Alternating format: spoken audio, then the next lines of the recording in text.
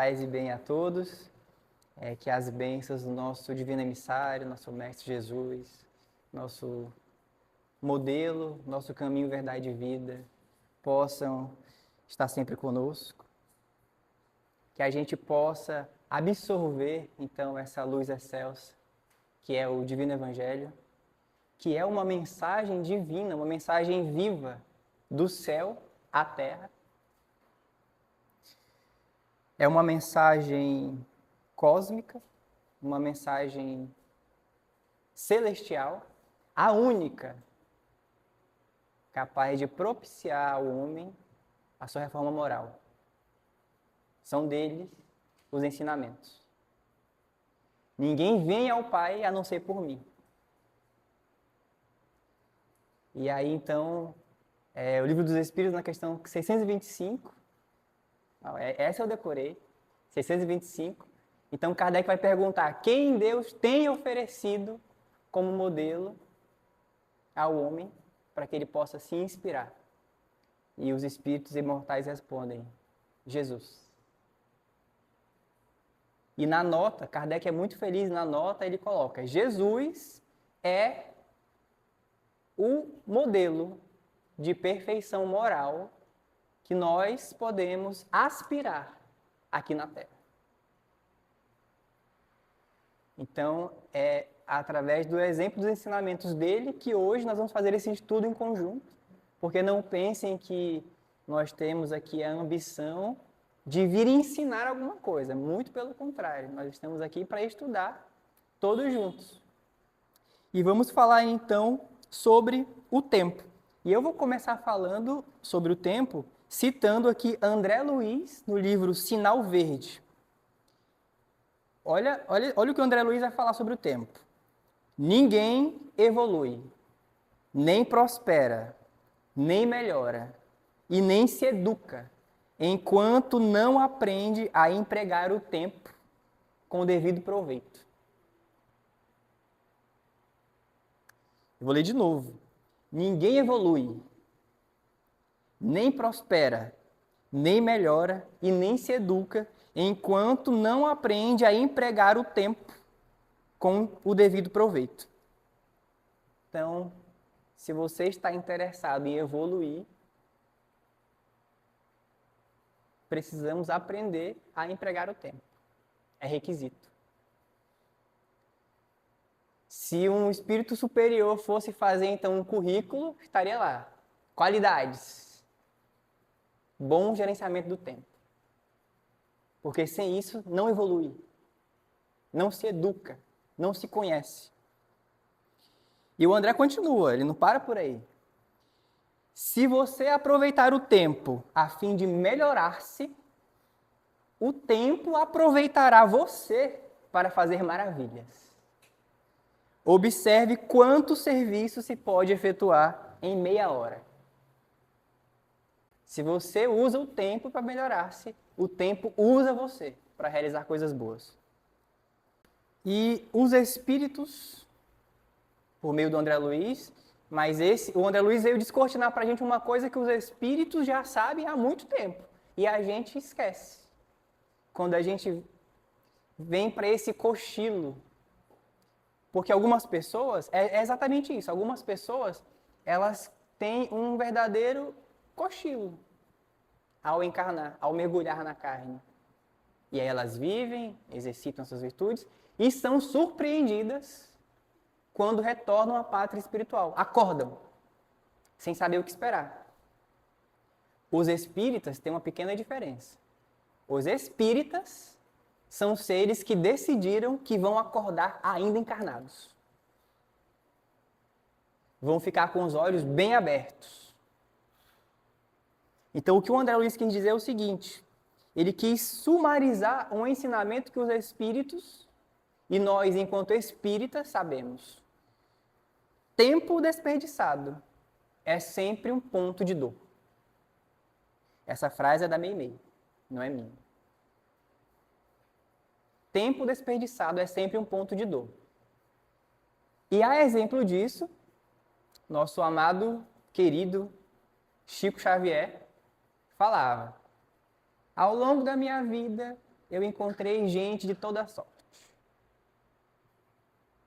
Mas os espíritas são os seres que, ao retornar ao plano espiritual, são os mais inquietos, aflitos. Os espíritas, ao retornarem ao mundo espiritual, são os mais inquietos e aflitos, porque a sensação de tempo perdido não deixa que eles tenham tranquilidade. Então, lembra que o espírita é o ser que acordou encarnado? Pois então ele tem mais responsabilidade. Há pouco falávamos sobre sofrimento, sobre responsabilização. A quem mais é dado, mais é cobrado. Se estamos tendo a oportunidade de abrir os olhos, seremos mais cobrados. Mas o Chico também não era só lições duras, ele também afagava, ele também tranquilizava. Afinal de contas, o Espiritismo é o consolador prometido. E ele falava, não se preocupem, porque em matéria de compreensão e experiência, nós somos como frutos que o tempo amadurece, pouco a pouco. Pouco a pouco o tempo cuida de nós, mais uma vez o tempo. E aí, então, até agora, um dos requisitos para evoluir é gerenciamento de tempo. Mas eu tenho mais uma notícia. Mais uma notícia. A evolução, ela é lei universal. Tudo evolui. O tempo ele passa e tudo evolui. E nós estamos na melhor versão de nós mesmos. Porque se tudo evolui, não tem como eu ser melhor antes. Seria retroceder. Estamos na melhor versão de nós mesmos. De modo que essa é a encarnação mais importante da sua existência. Porque nela você está ciente de que está com as rédeas na mão. Já ouviram falar em transição planetária? Os Espíritos vão ensinar que para muitos de nós, esta é a última oportunidade de reencarnarmos aqui na Terra. O tempo passa, a evolução é lei. Essa é a encarnação mais importante da nossa existência. Transição planetária, em outras palavras, é o Cristo espiritualmente, retornando ao globo e convidando o homem à regeneração. Regeneração. Cura. Elevar-se. Erguer-se. Iluminar-se. Regeneração. Só que nós cometemos um erro, como humanidade em geral, como cristãos.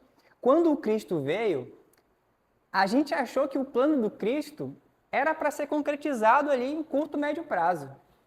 No máximo ali uns 5, 10 anos estava pronto. A gente achou que o plano do Cristo era rápido. Ele ia vir e ia regenerar-se. O mundo ia ser regenerado rápido. Mas não é bem o caso. Sabe quando o Cristo começou a trabalhar na nossa humanidade? Não foi há 2000 anos. Quando ele veio à Terra. O livro A Caminho da Luz. Psicografia do Chico, pelo Emmanuel. Olha o que diz o A Caminho da Luz no primeiro capítulo. Rezam as tradições do mundo espiritual, que na direção de todos os fenômenos do nosso sistema, existe uma comunidade de espíritos puros e eleitos pelo Senhor Supremo do Universo. Espíritos puros, Cristos, espíritos perfeitos, em cujas mãos se conservam as rédeas diretoras da vida de todas as coletividades planetárias. todas as coletividades planetárias, todos os orbes, todos os planetas, de todas as galáxias. Existe uma comunidade de espíritos puros que controla.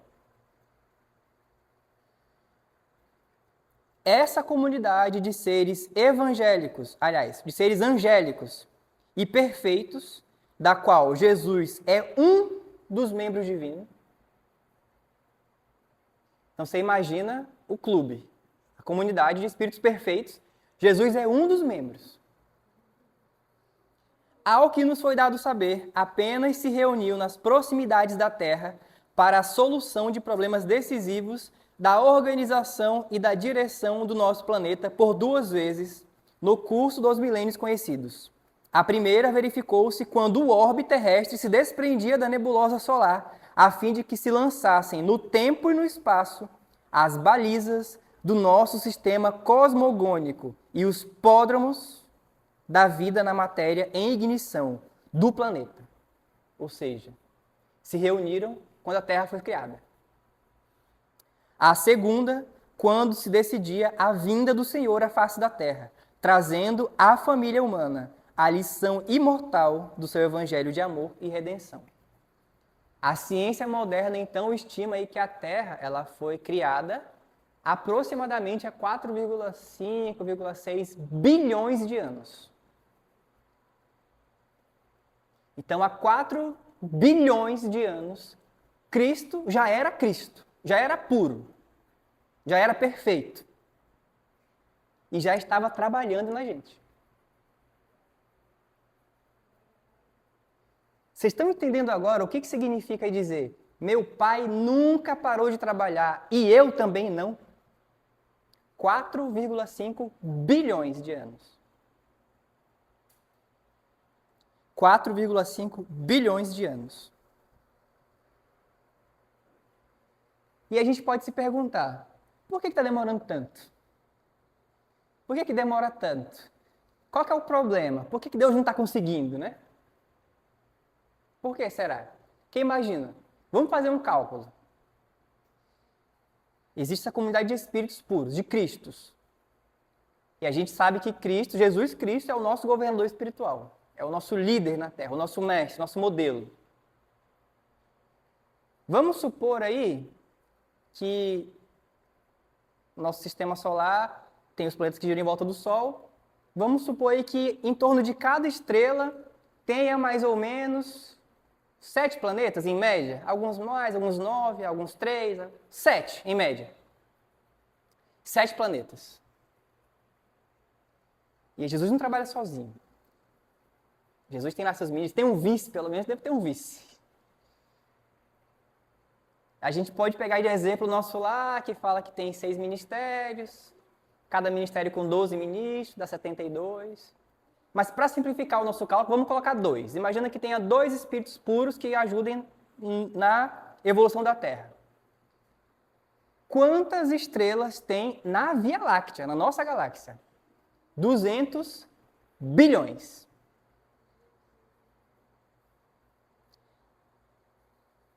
Cada uma com 7 planetas. Cada planeta com 2 Cristos, com 2 espíritos puros. Aí imagina o seguinte cenário. Deus, o Senhor Supremo do Universo, fala: atenção, Cristos da Via Láctea. Não é do universo todo, é só da Via Láctea. Atenção, Cristos da Via Láctea. Reencarnem todos na Terra. Bilhões de Cristos encarnando na Terra. No outro dia estava regenerado o planeta. Aí imagina, vamos assistir uma palestra no Chico. Quem é o palestrante? É um Cristo. Como é que eu ia dar palestra? Quem que vai aplicar o passe? Ah, é um outro Cristo. E quem está no diálogo fraterno? É mais um Cristo planetário. Vocês acham que é equipe que está faltando para Deus? Vocês acham que é pessoal? Não tem time para regenerar o planeta? É esse o problema?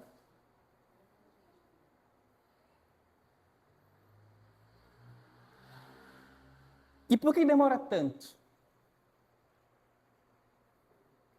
Porque Deus, ele ama e o amor espera, respeita. O amor não agride consciências. Deus não agride consciências. Então, o que está faltando para a nossa regeneração somos nós nos regenerarmos. E o Emmanuel vai ser muito feliz numa frase que ele fala: o tempo não respeita nada que ele não tenha ajudado a construir. 4,5 bilhões de anos. E em construção. E ainda somos crianças. Mas calma. Calma. Tem uma outra frase muito famosa do James Sherman, que ele fala o seguinte: embora ninguém possa voltar atrás e fazer um novo começo, qualquer um pode começar agora a fazer um novo final. Então nem tudo está perdido. O tempo passa. Não dá para voltar atrás. Mas se a gente começar agora, não é tarde demais. Nunca é tarde demais.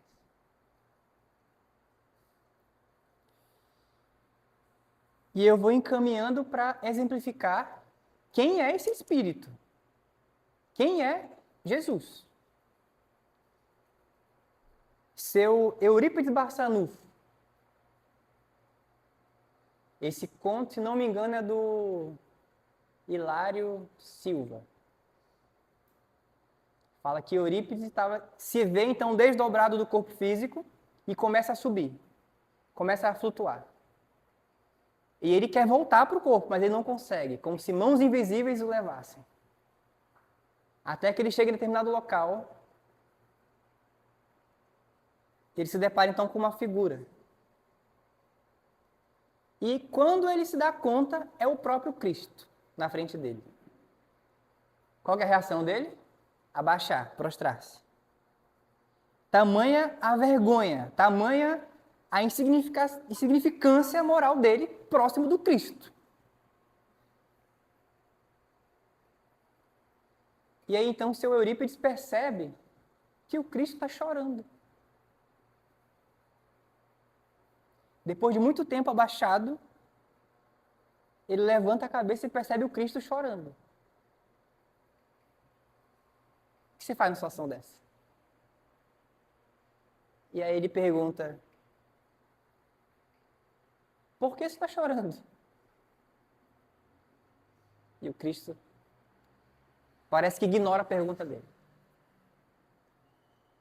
E aí ele, para ter certeza de que ele estava sendo ouvido, se aquilo não era um sonho, alguma coisa, ele fala: você está chorando porque tem muito descrente na Terra? É pelos descrentes que você chora? Aí o Cristo levanta a cabeça, olha para ele e fala: não. Eu não estou chorando pelos descrentes, que merecem muito do nosso amor. Eu estou chorando por aqueles que conhecem o Evangelho e não praticam.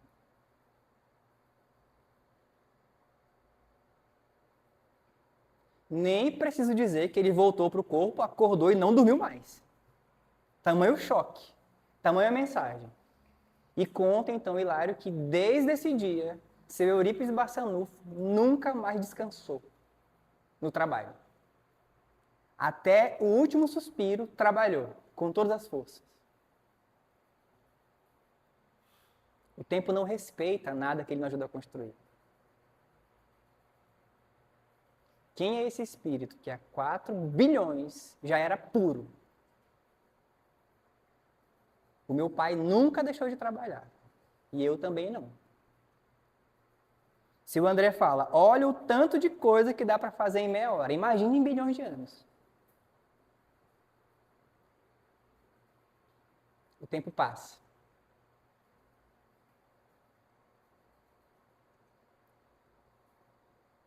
E para finalizar, eu vou lembrar o exemplo para mais uma vez demonstrar quem é esse Cristo que nos convida a não perder tempo. Relembrando o exemplo de uma figura que para todos nós é muito querida, porque é uma figura bíblica, uma figura do Evangelho, que se parece muito conosco, que é Pedro. Pedro, ele não era de levar desaforo para casa. Ele, quando desrespeitava, ele respondia. Quando acontecia alguma coisa, ele reagia. Ele era reativo, ele não engolia seco, não. E aí, então, contam os espíritos que Pedro estava lá num cemitério de Roma, trabalhando entre os cristãos da época, e chegam soldados romanos, com aquela brutalidade, com aquela força bruta, prendem Pedro. Todo mundo fica em choque. Que aquele senhor de cabeça branca mal conseguia se locomover, mal conseguia sustentar o próprio corpo, que perigo ele poderia, então, representar. E os soldados, então, os levam presos, as crianças chorando, todo mundo. E Pedro, então, depois de ser preso, chega o dia do seu martírio, o dia de sua execução. E os soldados pegam, tiram da cela e levam, né? Para onde seria, então, o local do martírio. E aí, esse conto é do Humberto de Campos. E aí conta, então, Humberto de Campos que Pedro, quando estava a caminho do local que seria, então, o local de sua morte, ele não estava muito preocupado, não, em morrer. Ele estava preocupado que a espiritualidade mandasse cristãos fortes para continuar o serviço, que o dele acabaria ali daqui a pouco. Ele vai pelo caminho, então, pensando nisso, e de repente o coração de Pedro é tomado por um sentimento de saudade profunda de Jesus. E aí, durante o caminho, ele vai andando e vai lembrando. Mas não é o Jesus do crucifixo, o Jesus que a gente conhece, é o Jesus do dia a dia. É o Jesus que acordava cedo para ir pescar. É o Jesus que comia com eles peixe, conversava, ensinava. O Jesus que pregava, que ajudava. Mas também, como não sentir saudade, né, da convivência, de experimentar a convivência com um Cristo, né? E aí conta, então, Humberto, que Pedro foi tomado por esse sentimento de profunda saudade até que chegar do local. E ele nem percebeu quando chegou no local, porque havia um clima de respeito, um clima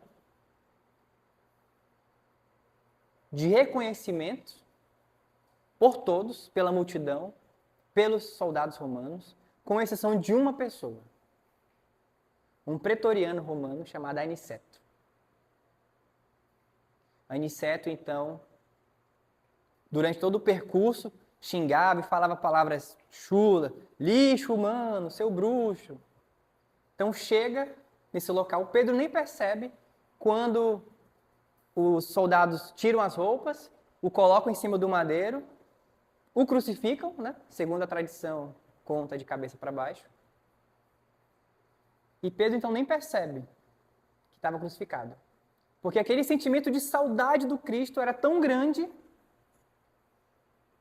e ao mesmo tempo Pedro também não percebe que o tempo ia passando. E ele não morria. O tempo foi passando e Pedro não morria. Até que Aniceto, Bruto, o soldado romano, soldado do exército romano, fala assim: esse velho não morre. Pega uma pedra enorme, mira na cabeça do apóstolo e arremessa. Certeiro. E Pedro então vê o sangue escorrendo. Mas Pedro está com aquele sentimento tão sublime, pensando em Jesus, que ele sente no máximo um torpor. E após uns minutos de uma confusão, ele se vê livre, desprendido do corpo. Do lado, os restos mortais. Alheio, então, ele a toda a situação. E aí, de repente, livre do corpo, livre dessa prisão corporal, Pedro olha para o céu, contempla, então, o firmamento e vê as estrelas brilhando, e é como se uma escada luminosa se formasse. E as estrelas a luz foi irradiando de modo que formou uma silhueta, uma figura, e aconteceu uma coisa que qualquer um de nós daria tudo para que acontecesse conosco. Pedro se vê ali a 2 passos de Jesus, que veio recebê-lo.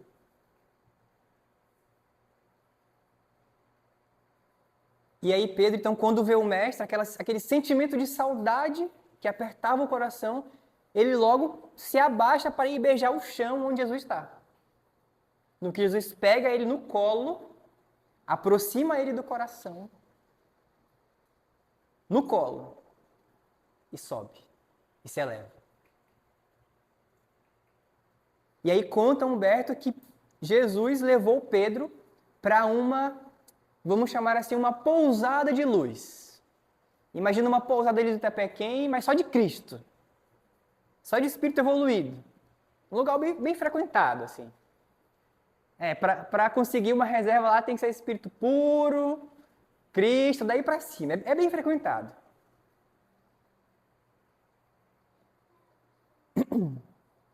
E Pedro passa 2 semanas ao lado de Jesus, descansando nesse lugar. E Humberto fala que Pedro reencontra amigos, revê os conhecidos, contempla espetáculos cósmicos que não nos cabe nem imaginar como são. E depois de 2 semanas ali na presença do Cristo, daquele pessoal puro, Cristo então chega para Pedro e fala: Pedro, vamos nos separar. Vamos nos separar. E aí o Pedro fala: mas acabamos de chegar. Para onde que o senhor vai? E Jesus então aponta uma região assim do céu, como quem descobrindo onde estava a terra, e fala: Pedro, descansa o tempo que quiseres. Mas eu, Pedro, enquanto houver uma lágrima na terra, não descansarei. Enquanto houver um gemido na terra, não me será lícito descansar, Pedro. Esse é o Cristo. E Pedro fala o quê? Pois eu também não. Vou com o senhor. E aí então Jesus pega Pedro pelos braços e voltam à terra. Chegando na terra, descem em Roma, e era véspera de Natal. Esse conto vocês vão encontrar no livro Antologia Mediúnica de Natal, de Humberto de Campos. E era a véspera de Natal. E Pedro, quando se vê ali entre aqueles cristãos que estavam prestes a ser martirizados, se emociona, porque eles estão prestes a ser executados, mas eles estão cantando, estão sorrindo, estão bendizendo, estão enchendo o coração de esperança. E Pedro não resiste, então, àquela atmosfera, e ele começa a se emocionar, a chorar. Aí ele começa a ajudar, a aplicar um passe aqui, abraça, manda boas vibrações, e o Cristo chega assim atrás do Pedro e fala: Pedro, tem alguém te procurando. Quando Pedro vira, quem está procurando ele? Aniceto. O mesmo soldado do exército romano que havia atirado a pedra, havia se convertido ao cristianismo e estava ali no túmulo de Pedro, com os filhos nos braços, com o filho no braço, ardendo em febre, e suplicava, como quem adivinhasse ali que o Pedro realmente estava ali, suplicava misericórdia e que curasse seu filho, que era o seu maior tesouro. Então Pedro vê Aniceto, seu algoz, que havia lhe tirado a vida, vê o filho, beija a fronte do filho e aplica-lhe um passe magnético. E a criança melhora, dá um salto. A criança dá um salto de melhora. E o Aniceto, então, muito grato, fala: glória a Deus nas alturas e boa vontade aos homens na terra. Então, para Aniceto, começava ali o caminho de evolução, de iluminação, de regeneração. Para Pedro, o serviço continuava. E para Jesus, meu pai nunca deixou de trabalhar. E eu também não.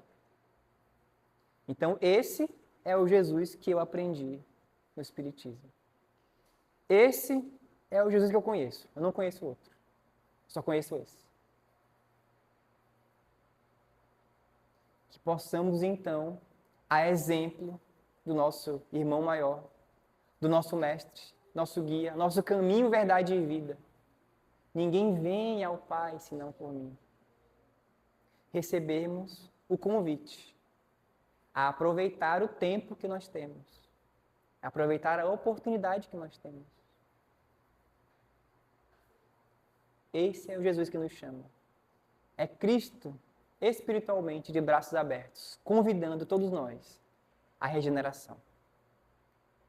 Muito obrigado pela atenção de todos.